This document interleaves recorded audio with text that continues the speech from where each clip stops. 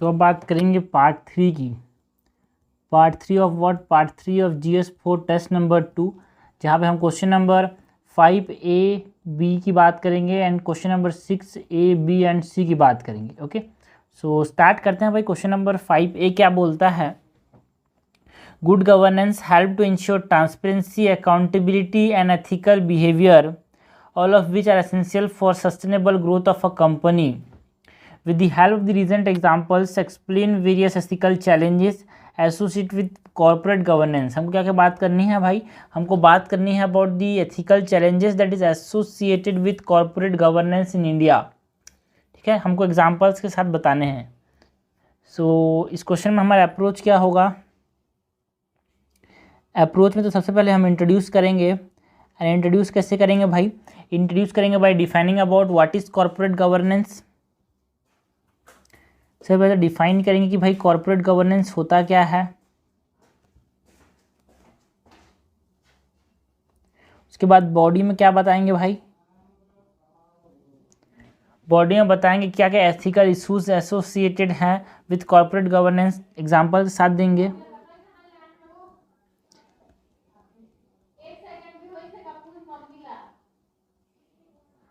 Ethical issues associated with corporate governance plus examples देने हैं।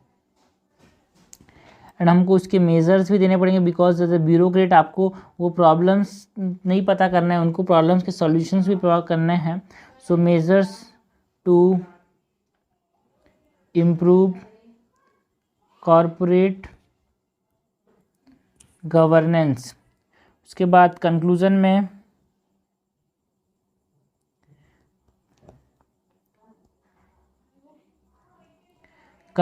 हम कंक्लूड करेंगे by referring to the Uday Kotak committee report.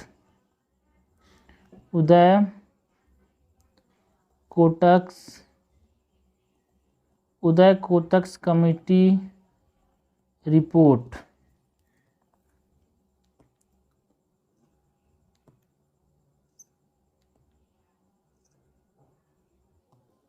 So corporate governance क्या होता है? Corporate governance is a continuous process of applying the best management practice, ensuring the law is followed the way intended and adhering to the ethical standards by the firm or adhering to ethical standard by a firm. इसको क्या बोलते हैं? Corporate governance. मतलब best management practice का इस्तेमाल करना है ना, किस वे में, जिस वे में उसको बनाया गया हो, and adhering to the ethical standards. इसको क्या बोलते हैं? कॉर्पोरेट गवर्नेंस बोलते हैं भाई। बट कुछ एथिकल इश्यूज हैं जो कि इन्वॉल्व हैं विद कॉर्पोरेट गवर्नेंस, तो उसके बारे में हम बात करते हैं। सो ethical issues associated with corporate governance। पहला तो क्या है? Prevalence of scam.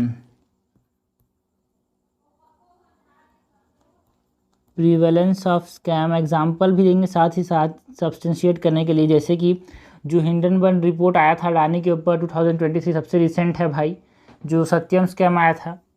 सो जिससे क्या हो रहा है, जो फेथ है लोगों का कॉर्पोरेट सेक्टर के ऊपर वो कम हो रहा है भाई।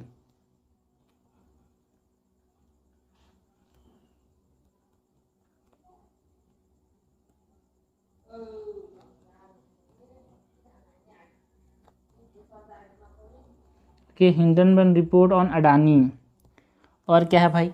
कॉन्फ्लिक्ट ऑफ इंटरेस्ट भी होता है बहुत बार। So conflict of interest, conflict of interest में जैसे कि जो आईसीआईसीआई बैंक के जो हेड थे है ना, Chanda Kochhar approved a loan to Videocon for quid pro quo deal for her husband. तो इस प्रकार से हमारे पास इंटरेस्ट होता है बहुत ज़्यादा, है ना। तो यहाँ पे हम बताएंगे about the former ICICI bank head Chanda Kochhar approved a loan to Videocon for a quid pro quo deal for her husband।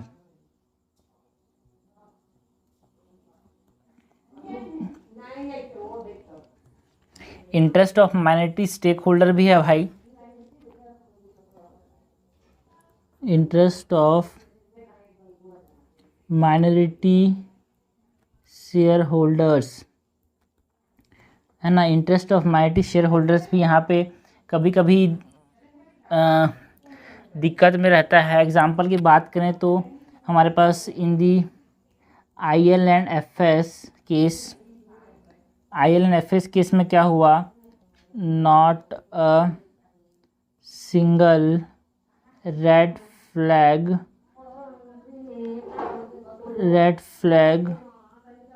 was raised by and board members, एक भी फ्लैग रेज नहीं किया। उसके बाद हम बात करेंगे अबाउट दी फैमिली ओनरशिप। एक तरह से यहाँ भी हमारे पास एथिकल इश्यूज हैं यार एसोसिएटेड इसके साथ। कैसे, एग्जांपल की बात करें तो फैमिली ओनरशिप में हमारे पास कैसे दिक्कतें आती हैं। एग्जांपल के तौर पर हम बात करें तो जो रिलायंस जो है वो टूट गया after the death of Dhiru bhai Ambani. So the split of the Reliance group after the death of Dhiru bhai Ambani. तो ये सब एथिकल इश्यूज हैं भाई, मेन पॉइंटर्स पे याद रखना, बिकॉज एग्जाम में पॉइंटर्स याद आते हैं और एग्जांपल्स याद आते हैं। So prevalence of scam is ethical issue associated with the corporate governance, conflict of interest, जैसे कि आईसीआईसीआई बैंक एग्जांपल है। प्रिवेलेंस ऑफ स्कैम में जो हिंडन बैंक रिपोर्ट है उसका एग्जांपल है ना। Interest of minority stakeholder बहुत बार ऐसा रहता है, जैसे कि हमारे पास IL&FS वाला केस हो गया, है ना। फैमिली ओनरशिप में बहुत बार दिक्कतें आती है, जैसे कि हमारे पास रिलायंस टूट गया after death of Dhiru bhai Ambani. तो ये सब एथिकल इश्यूज है that are involve in the corporate governance. Now हमको दिक्कतें नहीं बतानी है भाई, दिक्कतों का हमको सॉल्यूशन देना है। सो क्या क्या कर सकते हैं, कौन कौन से स्टेप्स हम ले सकते हैं, steps to improve corporate governance, steps to improve corporate governance. क्या क्या कर सकते हैं भाई, हम स्ट्रेंथन कर सकते हैं the independence and diversity of the board, because तभी तो रेड फ्लैग उठाया जाएगा, जो कि कहाँ पे नहीं किया गया। रेड फ्लैग उठाया कहाँ पे नहीं गया, IL&FS के केस में। So strengthening the independence and diversity of the board, ये कर सकते हैं। और क्या कर सकते हैं भाई, हम इम्प्रूव कर सकते हैं ट्रांसपेरेंसी बाय कैसे, by strengthening auditing and accounting standards, improving transparency and strengthening auditing and accounting standards. और क्या कर सकते हैं भाई, यहाँ पे हम इंट्रोड्यूस कर सकते हैं रोबस्ट रिस्क मैनेजमेंट पॉलिसीज़, जिससे क्या होगा भाई, कॉर्पोरेट सेक्टर और भी अच्छा हो पाएगा। सो introducing robust risk management policies. एक और लिख सकते हैं भाई यहाँ पे, अगर हमने क्या किया, जो रेगुलेटरी मेजर्स हैं उनको हमने स्ट्रेंथन किया, जो विसल ब्लोअर्स हैं, जिससे कोई कॉर्पोरेट गवर्नेंस में कोई भी दिक्कतें आ रही हैं, कोई भी उबड़ खाबड़ चीज़ें हो रही हैं, तो उसके लिए विसल ब्लोअर्स हो रहे हैं तो उसको प्रोटेक्ट करने कुछ मैकेनिज्म होना चाहिए भाई। So strengthening regulatory oversight and whistleblower protection mechanisms। Okay, whistleblower protection mechanisms। Last में कंक्लूड करेंगे by mentioning that strong corporate governance is very essential for the overall growth of a company. और हम लोग strong corporate governance कैसे ला सकते हैं? By ensuring transparency, by ensuring accountability, and by ensuring an ethical behavior in corporate governance।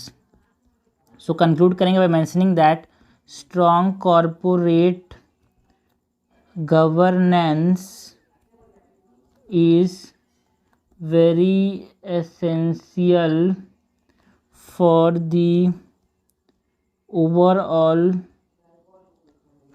growth of a company by ensuring transparency, accountability,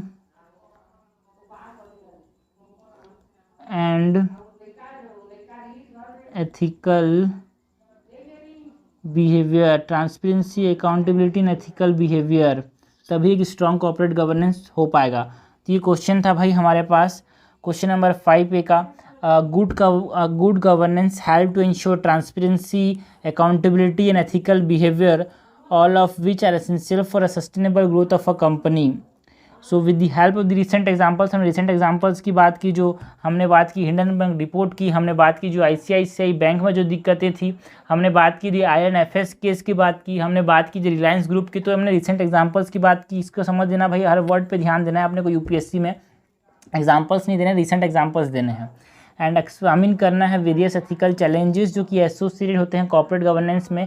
main challenges कौन कौन से हैं भाई? प्रिवेलेंस ऑफ स्कैम हो गया, है ना, और क्या हो गया? कॉन्फ्लिक्ट ऑफ इंटरेस्ट हो गया, और क्या हो गया भाई? Interest of minority stakeholders, shareholders, उनका भी स्टेक होता है।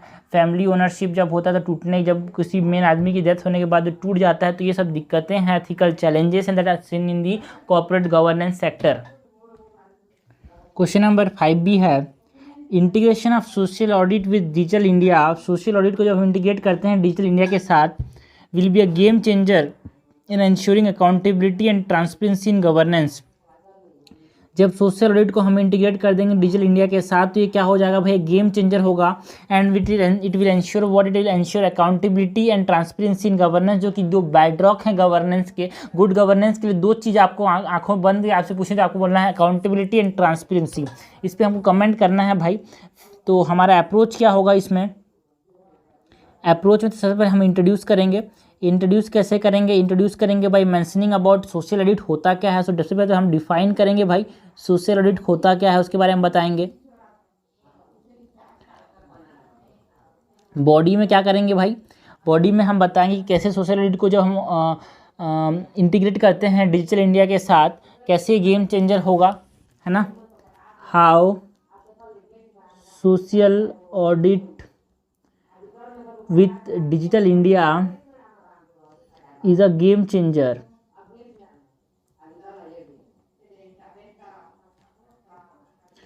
तो हमको बताना है कि इसमें कुछ चैलेंजेस भी हैं भाई, है ना, चैलेंजेस भी बताने हैं। चैलेंजेस क्या क्या आते हैं, उसके बाद कंक्लूजन में एक तरह से हमारे पास सॉल्यूशन देंगे, है ना। कंक्लूजन में हमारे पास एक तरह से सॉल्यूशन देंगे, फिर सूटेबली जो आंसर के हिसाब से हम क्या करेंगे? कंक्लूड करेंगे।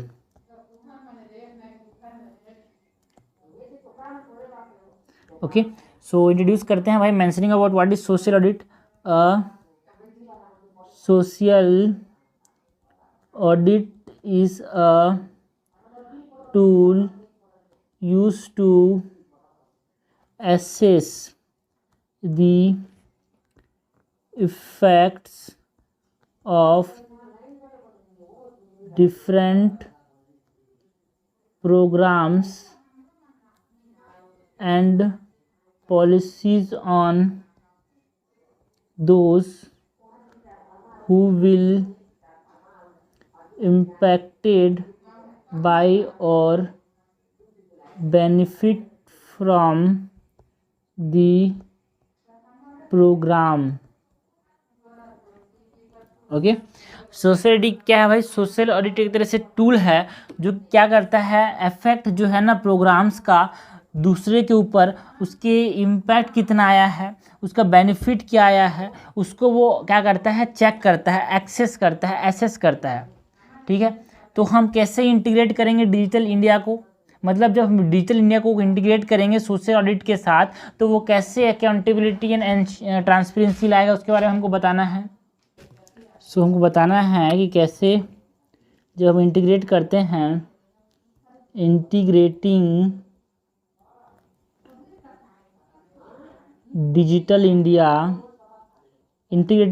इंडिया एंड सोशल ऑडिट जो होगा, ऑडिट कैसे ये इंश्योर करेगा अकाउंटेबिलिटी एंड ट्रांसपेरेंसी लाएगा। बिकॉज अगर जब हमने दोनों को इंटीग्रेट कर दिया तो एक वर्चुअस साइकिल बनाएगा भाई। क्या बनाएगा? It will create a virtuous cycle, creating a virtuous cycle. कैसे वर्चुअस साइकिल क्रिएट करेगा? Because digital India enhance the effectiveness of social audit bye boosting A transparency and accountability. जिससे क्या होगा? It will result in heightened citizen trust and participation,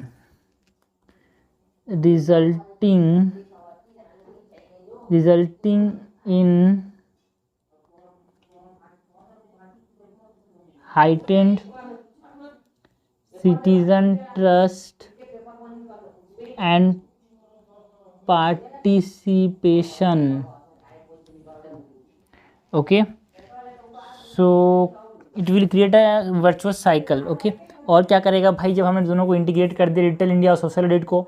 so it will increase citizen participation. It will increase what? It will increased citizen participation. Increase citizen participation कैसे? Because digital India initiative will make it easier for people to participate in social audit. Example की बात करें तो जो common service centre खोले गए हैं उससे क्या हुआ भाई? सिटीजन पार्टिसिपेशन बढ़ा है। Digital India initiatives will make it easier for people to participate in social audits। Example की बात में हम बात करें तो एग्जाम्पल में हमारे पास क्या आएगा? Common service centre, MyGov platforms, ये सब हमारे पास किसके एग्जाम्पल्स हैं भाई? जब डिजिटल इंडिया को हमने इंट्रोड्यूस किया किसके साथ? सोशल ऑडिट मैकेनिज्म्स के साथ। So common service centres, common service centres, CSCs, MyGov platform,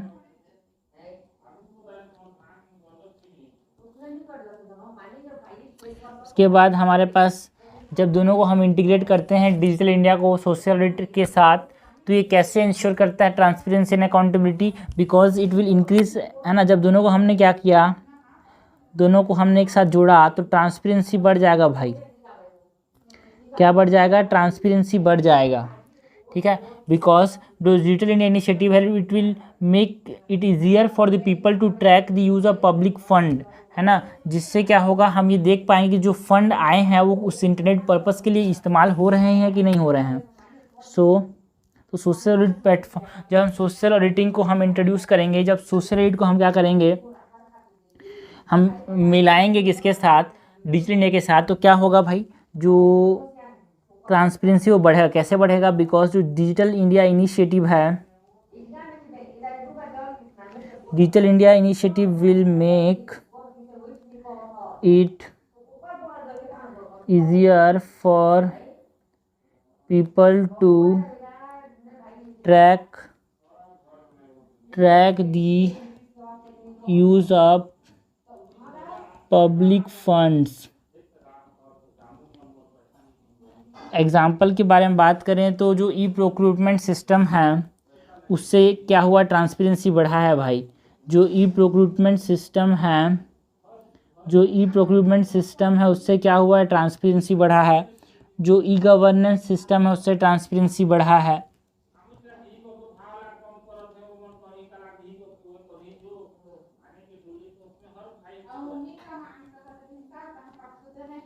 okay,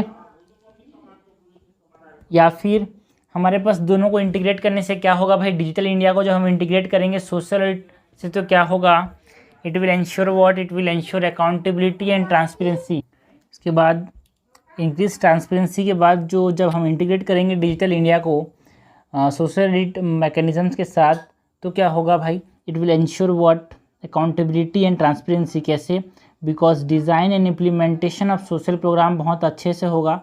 design and implementation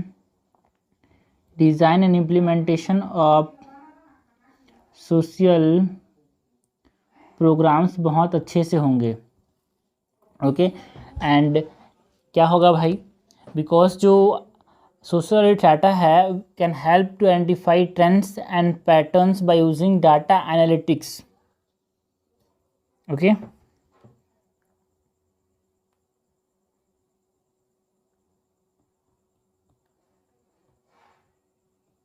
social audit data can help to identify trends and patterns by using data analytics। उसके बाद हम बात करेंगे कि कैसे हमारे पास कुछ चैलेंजेस भी हैं भाई। Challenges like digital divide, data security, privacy concerns, और हमारे पास जो इंफ्रास्ट्रक्चर लिमिटेशंस हैं, इट कैन इंश्योर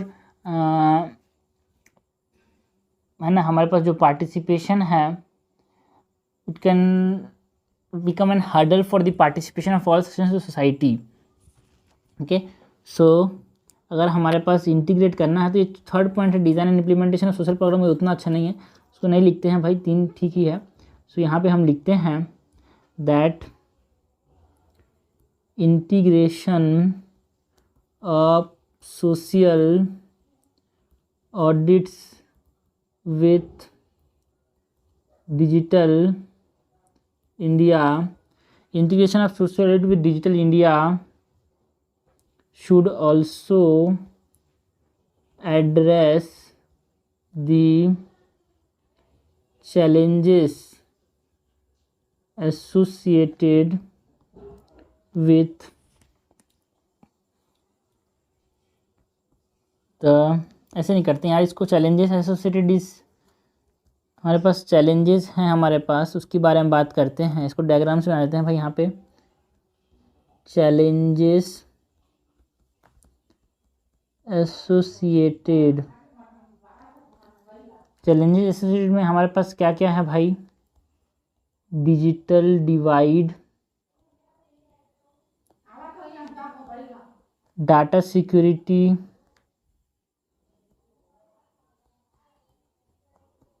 और प्राइवेसी कंसर्न,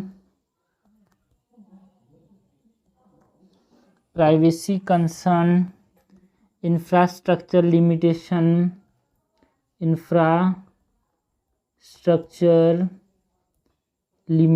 ये सब चैलेंजेस हैं। सो लास्ट में कंक्लूड करेंगे बाय मेंशनिंग दैट ये सब चीज़ को हमको एड्रेस करने की ज़रूरत है। So integrating social audit, okay,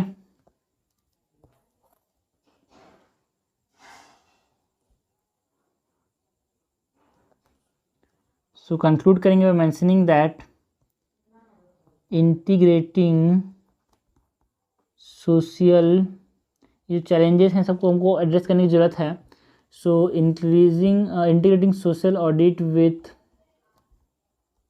digital India enhance effectiveness, efficiency and transparency. क्या करेगा भाई, जब दोनों को हम इंटीग्रेट करेंगे तो इफेक्टिवनेस, ट्रांसपेरेंसी, एफिशिएंसी बढ़ेगा and result in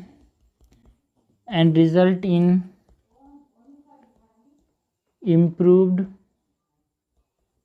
accountability, justice and equity for a better society. Okay, तो ये क्वेश्चन था भाई हमारे पास. Question number 5B, integration of social audit and digital India will be a game changer in ensuring accountability and transparency in the governance. हमने बोला कुछ challenges भी हैं जिसको हम एड्रेस करके हम इसका फुल फायदा उठा सकते हैं. क्वेश्चन नंबर 6 देखते हैं. क्वेश्चन नंबर 6 क्या है भाई, what do each of the following quotations means to you. हमको कोटेशन का मतलब बताना है. ऐसे 3 क्वेश्चन आते हैं जीएस पेपर 4 में, ठीक है, जिसमें हमारे पास यहाँ पे 6A है, 6B है और 6C है. हमारे पास कुछ कोटेशंस दिए हैं जिनका मतलब हमको बताना है. तो जो पहला कोटेशन है, जो A नंबर कोटेशन है, वो है time passes unhindered, when we make mistake we can not turn the clock back and try again, all we can do is the use, okay, all we can do is use the present well. मतलब समय जो है वो चलता जाता है, हम गलतियां करते हैं लेकिन गलती सुधारने का समय नहीं रहता है. तो हमको क्या करना चाहिए, जो प्रेजेंट टाइम है उसको अच्छे से इस्तेमाल करना चाहिए. ऐसा दलाई लामा ने कहा था. इसका मतलब आप क्या समझते हो, हमसे पूछा गया है. फिर से एक बार पढ़ते हैं quotation. Time passes unhindered, when we make mistake we can not turn the clock back and try again, all we can do is use of the present well, Dalai Lama. तो इस क्वेश्चन में हमारा approach क्या होगा भाई, 10 mark का question है, 150 words में हमको आंसर लिखना है. सो हमारा अप्रोच ये होगा कि सबसे पहले हम इंट्रोड्यूस करेंगे.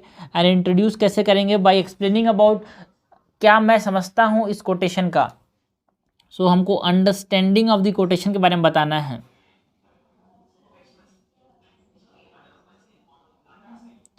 Understanding of the quote. उसके बाद बॉडी में क्या बताना है भाई, बॉडी में हम बात करेंगे first part of the quotation. First part of the quotation क्या है कि टाइम जो है वो चलता जाता है भाई, है ना, टाइम जो है वो चलता जाता है. और दूसरा पार्ट ऑफ द कोटेशन ये बोलता है, मतलब जो दूसरा पार्ट है ये बोल रहा है कि हमको प्रेजेंट में जीना चाहिए, हमको पास्ट में नहीं सोचना चाहिए. बिकॉज जो गलतियाँ की हैं उसको सोचते रहेंगे तो प्रेजेंट भी हमारे पास इस्तेमाल नहीं हो पाएगा.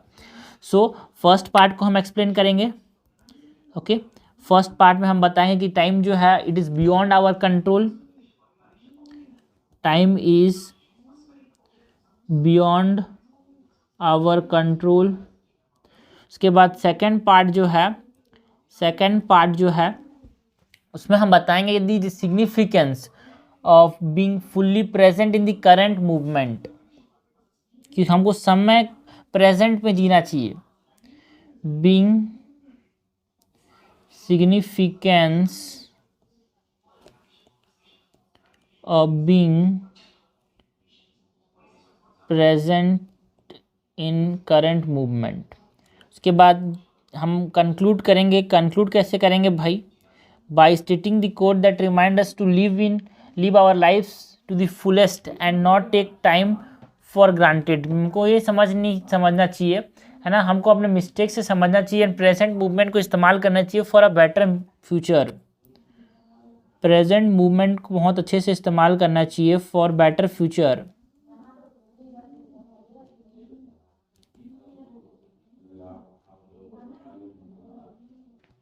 सो इंट्रोड्यूस करते हैं बाय मेंशनिंग कि इस कोट में दलाई लामा कहना क्या चाहते हैं. सो दी Dalai Lama Dalai Lama emphasized the concept of time and its impermanence, मतलब ये हमेशा सेम नहीं रहता है, ये बढ़ते आता है. impermanence along with the importance of living in the present movement. ठीक है, कि कैसे टाइम इम्परमिनेंस है एंड कैसे हमको प्रेजेंट मूवमेंट पे जीना चाहिए. ओके, इस कोट में इन्होंने इस बारे में बात किया है. उसके बाद हमको ये समझना है कि वाई वी शुड, हम क्यों नहीं रुकें, why we should not stop dwelling in the past, मतलब हम क्यों रुक जाएं. स्टॉप ड्वेलिंग मतलब why we should stop dwelling in the past, why we should stop dwelling in the past. हम पास्ट में जीना क्यों रोक जाए, हम स्टॉप कर दें, ये हमसे पूछा गया है. बिकॉज पास्ट जो है it entraps us in reliving traumatic experience. हमारे पास जो खराब दिन है उसको वापस से जीने मजबूर कर देते हैं, जो कि हमको फंसा देता है एक तरह से जाल में. It entraps us in reliving difficult experience.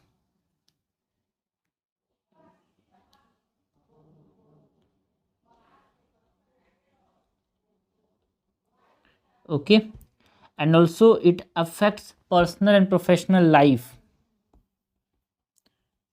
अगर हम पास्ट पे जी रहे हैं so it affects personal and professional life.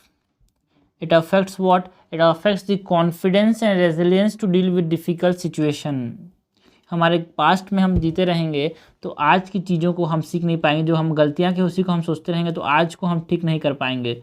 So affect confidence and resilience to deal with difficult situations. And इससे ये क्या करता है, अगर हम पास्ट में जी रहे हैं तो हमको ये सीखने से रोकता है कि क्या क्या गलतियां की हमने, क्या क्या हम कर सकते हैं आज के ज़माने में, उसको आज चीज़ों को सीखने से रोकता है. So it prevents learning and it may lead toward a bad habit, may lead toward bad habits. Okay, and it also affects what, it also affects mental and physical health.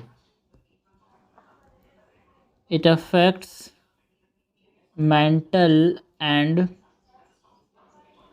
physical health negatively.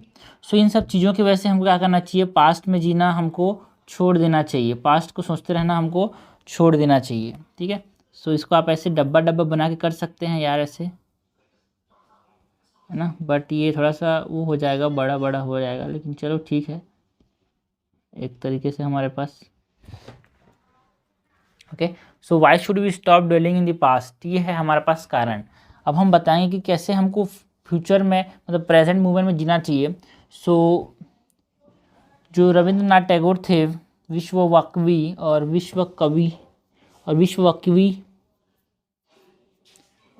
कवि थे ये रविंद्रनाथ टैगोर, विश्व कवि रविंद्रनाथ टैगोर ने अपने एक famous quotation में कहा था, famously said,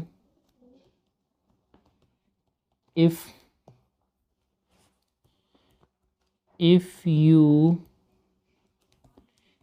you cry because the sun has gone out of your life, your tears will prevent you from seeing the stars। इसीलिए हमको जो हुआ उस पर फोकस नहीं करना चाहिए, है ना, हमको जो प्रेजेंट उस पर ध्यान देना चाहिए। जो कोटेशन है ना, इनके ये जो कोटेशन है इसमें क्या है भाई,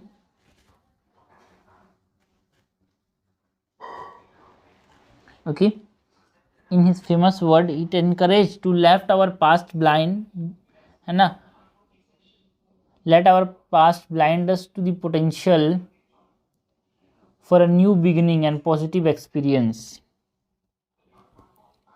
His famous word encourage us not to let our past blind us to the potential for new beginnings and positive experience. इसलिए हमको पास्ट में नहीं प्रेजेंट पे जीना चाहिए, हमारे आँखों में अंधकार डाल देता है। So by using the present well we can learn from our mistakes, grow as an individual and make positive change in our lives. By using the present well we can learn from our mistakes, grow as individual and make positive change in our lives। हमको present को अच्छे से इस्तेमाल करना चाहिए because हमको अपने mistake से सीखना है, एज एन इंडिविजुअल ग्रो करना है एंड पॉजिटिव चेंज लाना है, तो हमको अपने प्रेजेंट में जीना चाहिए। एंड लास्ट में कंक्लूड करेंगे by mentioning that living the present while learning from the past is a balanced approach that combines the wisdom gained from the past experience and the mindfulness of the present movement। Okay, living in the present while learning from the past is a balanced approach that combines the wisdom gained from past experience with the mindfulness of the present। Okay, को past से क्या चाहिए, learn करना है, past के experience से सीखना है। सो ये है दलाई लामा कोटेशन। कोटेशन क्या बोलता है, टाइम पासेस अनहिंडर, तो टाइम तो चलता जाएगा भाई, इम्परमानेंस है time. When you make mistake we can't turn the clock back and try again, so all we can do is use the present well. अच्छे को हमको आज अच्छे से जीना है, तभी हम जो पास्ट के एक्सपीरियंस को भी भुला पाएंगे या फिर उनसे भी सीख के हमको आज को जीना चाहिए। एक बैलेंस्ड अप्रोच में हम जिंदगी को आगे बढ़ा सकते हैं, ऐसा ये स्टेटमेंट हमको बोल रहा है। नेक्स्ट है 6 का बी। नेक्स्ट कोट है, a no uttered from the deepest conviction is better than a yes merely uttered to please और to avoid troubles. Mahatma Gandhi. मतलब गहरे विशेष से बोला विश्व से बोला गया नहीं, केवल खुश करने या दुविधा से बचने के लिए बोले गए हाँ से बेहतर है। ठीक है ना, मतलब किसी को ना बोलना ज़्यादा बेहतर है किसी को हाँ बोलना है, खुश करने के लिए हाँ बोलना, या फिर दुविधा, अपने आप को दुविधा से बचाने के लिए बोलना। तो ये महात्मा गांधी ने बोला था। फिर से पढ़ते हैं। A no uttered from deepest conviction is better than a yes merely uttered to please और to avoid troubles. Mahatma Gandhi. ठीक है, तो महात्मा गांधी की एक कोट को हमको एक्सप्लेन करना है, हमको इसके बारे में हमको बताना है। तो अप्रोच क्या होगा आंसर में हमारा? सबसे पहले तो हम इंट्रोड्यूस करेंगे भाई, एंड इंट्रोड्यूस करेंगे by explaining about the coat.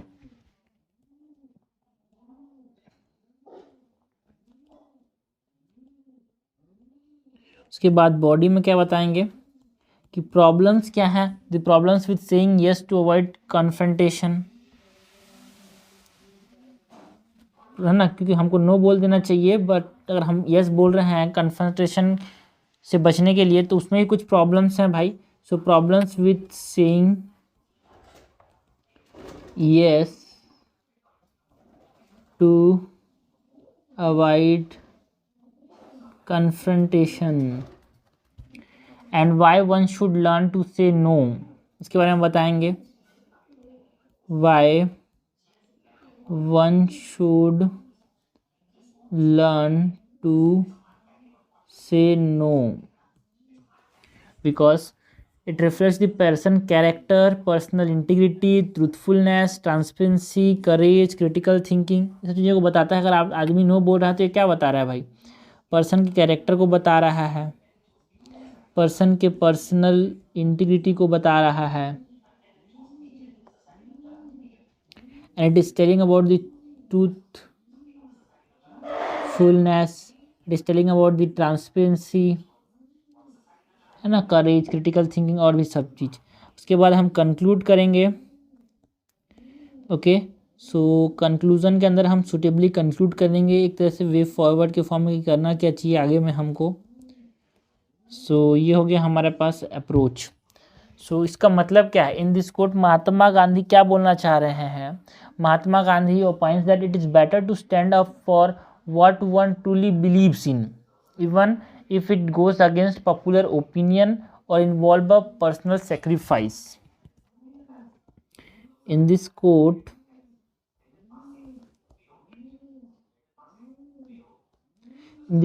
Mahatma Gandhi opines that it is better to stand up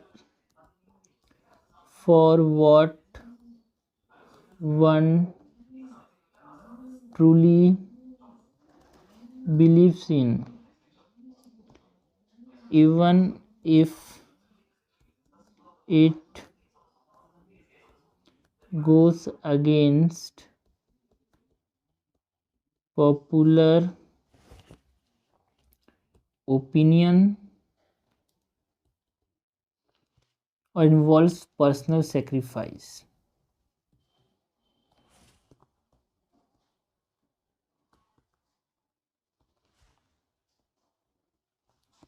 यहाँ तक ठीक है?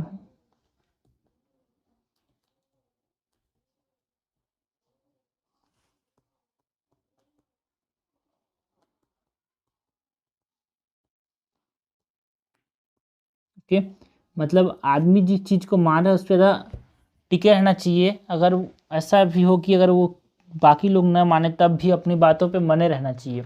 ये इस कोट में महात्मा गांधी ने कहने की बात की है। उसके बाद हम बात करेंगे कि कैसे हम बात करेंगे the problems of saying yes to avoid confrontation. तो यहाँ पे एक एग्जाम्पल देके हम करेंगे। तो यहाँ पे हम एक एग्जाम्पल देके इस जो कोटेशन है उसको हम यहाँ पे जस्टिफाई करेंगे।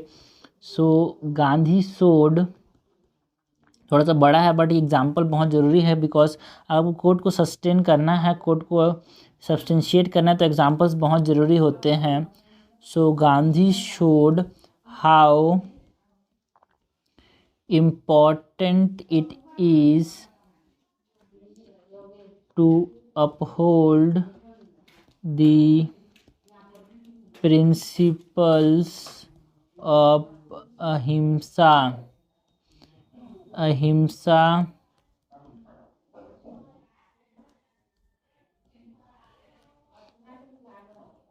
and non-violence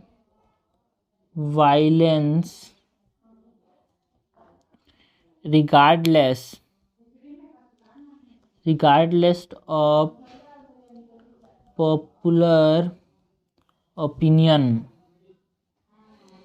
है ना, और other consequence by withdrawing the non-cooperation movement in the face of public criticism. In the face of public criticism, जो नॉन कोऑपरेशन मूवमेंट को जो विड्रॉ किया गया है ना, वो पॉपुलर नहीं था, बट उसने बोला कि ये प्रिंसिपल्स पे बेस्ड है, हिंसा एंड वायलेंस के, इसीलिए हम इसको विड्रॉ कर रहे हैं। यही मेन कोटेशन का एक सार है जो गांधी जी कहना चाहते हैं। So by advocating a firm no utter the deepest conviction. So यहाँ पे एक और लाइन लिखेंगे, by advocating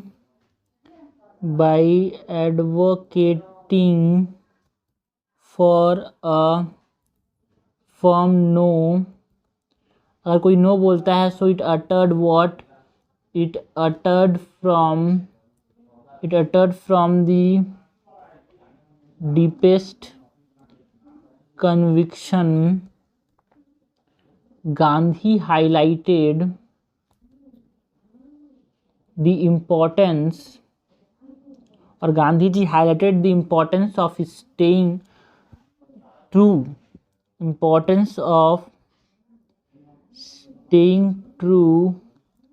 to one's conscience and moral compass, जिससे क्या होगा, it leads to personal growth, self respect and the possibility of positive change.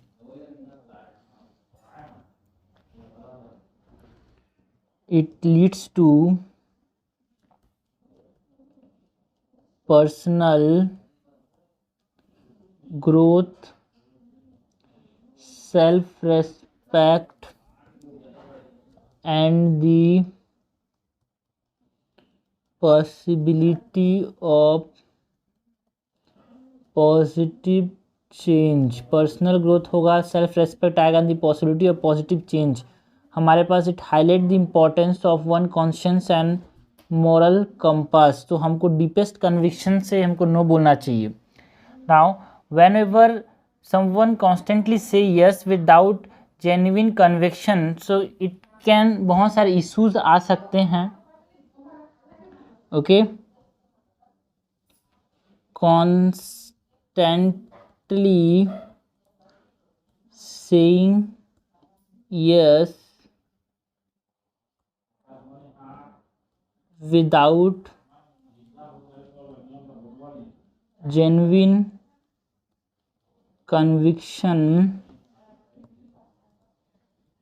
several issues arises। कौन कौन से इश्यूज हैं भाई, जैसे कि it compromise honesty and integrity, it compromising on honesty and integrity, okay, and it sacrifice personal priorities and boundaries, sacrificing personal priorities and boundaries, है ना। जब आदमी यस यस यस बोल रहा है, कोई भी जेन्युइन कन्विक्शन नहीं है या फिर कोई भी नीड नहीं है, वैल्यू नहीं है, सो इससे क्या होता है, सेल्फ रेस्पेक्ट कम होता है, it lose self respect, okay, and also it lose credibility and reputations, it will lose credibility and reputation, losing credibility and reputation। Last में कंक्लूड करेंगे by mentioning that Mahatma Gandhi is widely regarded as a man of great integrity in his life and action we are guided by a strong moral compass and a deep commitment to truth, non-violence and justice. And ये जो coat है, and his life encourage individual to prioritize their inner conviction and moral compass over external pressure or the desire for approval. The quote and his life encourage individuals to prioritize their inner convictions and moral compass over external pressure or the desire for approval. External pressure, desire for approval, life उनके life हमको इनक्रेज करता है कि हमको हमेशा inner conviction या फिर moral compass की बात सुननी चाहिए as compare to the external pressure. Okay, so ये था कोट हमारे पास महात्मा गांधी का. कोट क्या बोलता है? No uttered from the deepest conviction is better than a yes merely uttered to please और to avoid troubles, said by Mahatma Gandhi. Next question है question number 6 का सी है the ultimate measure of a man is not where he stands in movement of comfort and convenience, but where he stands at a time of challenge and controversy. Martin Luther King Jr. The ultimate measure of a man is not where he stands in movement of comfort and convenience, but where he stands at times of challenge and controversy. ठीक है, The ultimate measure, फिर से एक बार पढ़ते हैं. The ultimate measure of a man is not where he stand in movement of comfort and convenience, but where he stands at the time of challenge and controversy. Martin Luther king का ये coat है. तो हमारे पास इस coat में हमारे पास approach क्या होगा? अप्रोच में सबसे पहले तो हम इंट्रोड्यूस करेंगे. सेक्शन में हम इसमें हम क्या करेंगे? हम इम्पोर्टेंस के बारे में बताएंगे इंट्रोडक्शन में. है ना, importance of one's character during difficult and contentious situation. Importance of one's character during difficult situation. के बाद बॉडी के अंदर हम क्या करेंगे? बॉडी के अंदर हम एक्सप्लेन करेंगे what comfort and convenience present और represent in an individual's life. What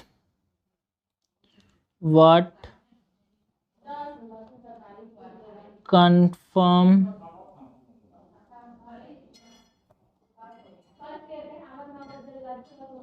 what comfort and convenience represent in individual's life.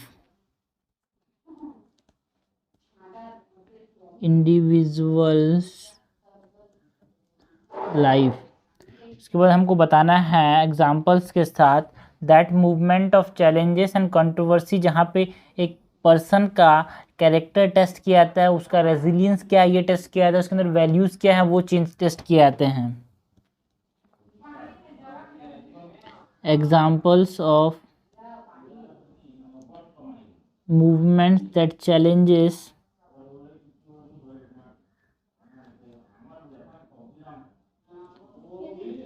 character, resilience and values. Okay, इसके बारे में हमको बताना है. हम डिस्कस करेंगे how individual who exhibit resilience, courage, empathy, integrity during difficult time, ये एक लॉन्ग लास्टिंग इम्पैक्ट देता है. उसके हम बताएंगे कि जो रेजिलियंस शो कर रहा है, करेज शो कर रहा है, एम्पैथी शो कर रहा है, इंटीग्रिटी शो कर रहा है ड्यूरिंग डिफ़िकल्ट टाइम्स, है ना, डिफ़िकल्ट टाइम्स में वो क्या करता है? एक लॉन्ग लास्टिंग इम्पैक्ट छोड़ जाता है. इसके बारे में हम बताएंगे। उसके बाद कंक्लूज़न में हम क्या करेंगे भाई, कंक्लूज़न में हम सूटेबली कंक्लूड करेंगे। ओके, सो स्टार्ट करते हैं इंट्रोडक्शन से। A person's true character is expose through the choice they make when facing challenging और हाई प्रेशर सिचुएशन। इसमें हम इंट्रोड्यूस करेंगे by mentioning that a person's true character is exposed through the choice they make when facing challenging or high pressure situations. True character तभी आता है जब challenging and high pressure situation आदमी handle करता है। यहाँ पे हम लिखेंगे that Martin Luther King junior believe that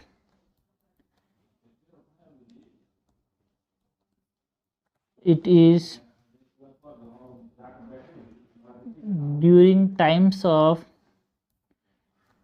adversity that individuals are called upon to make choices and takes a stand for what is right।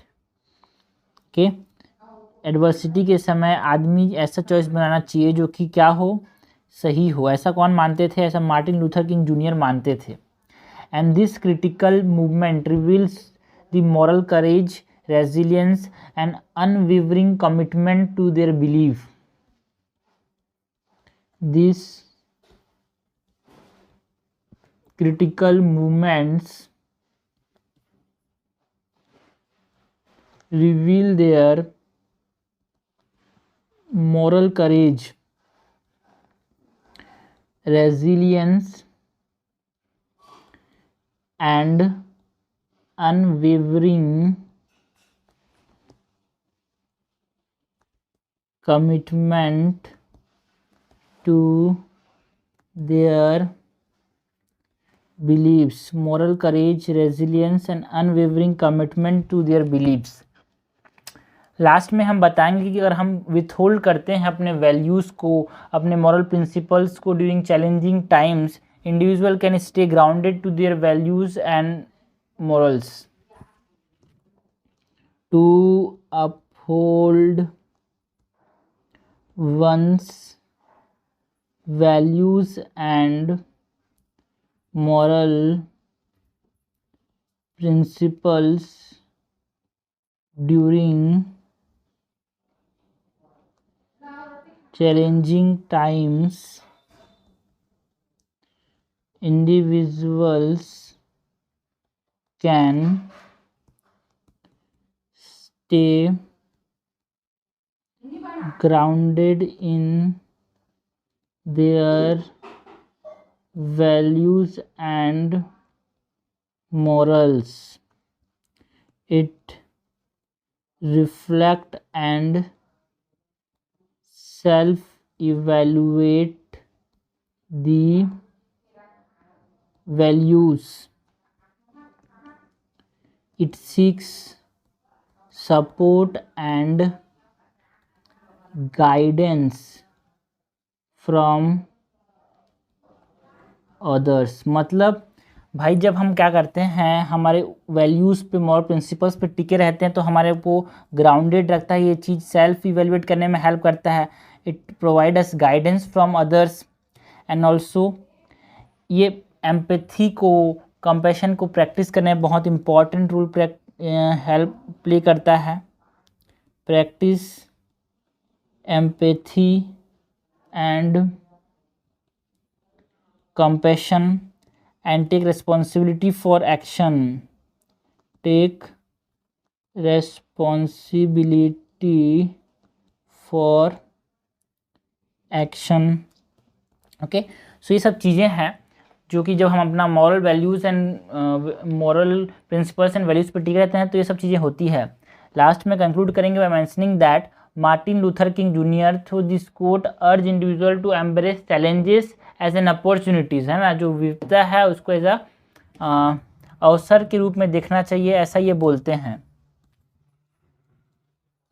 Martin Luther King junior through this quote urges individuals to embrace challenges as opportunities to show their true character and make a positive impact on the world।